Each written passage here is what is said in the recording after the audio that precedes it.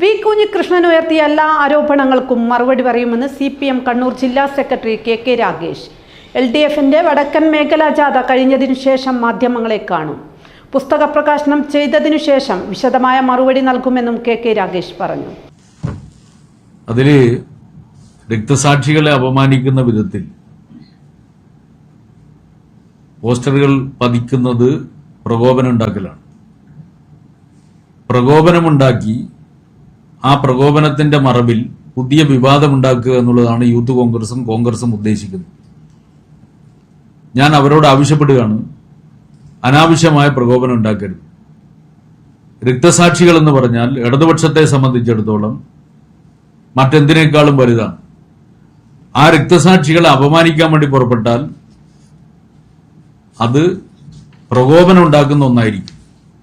അതുകൊണ്ട് ജില്ലാ ഭരണകൂടത്തോടും പോലീസ് സംവിധാനത്തോടും കൂടി ഞാൻ ആവശ്യപ്പെടുകയാണ്, അനാവശ്യമായി പ്രകോപനമുണ്ടാക്കാൻ വേണ്ടി യൂത്ത് കോൺഗ്രസുകാർ ശ്രമിക്കുമ്പോൾ, കോൺഗ്രസും ശ്രമിക്കുമ്പോൾ ആ പ്രകോപനത്തിന് ഇടയാകുന്ന വിധത്തിലുള്ള എന്ത് സംഭവം ഉണ്ടായാലും ജില്ലാ ഭരണകൂടവും ജില്ലാ പോലീസ് സംവിധാനവും ഇടപെടണം.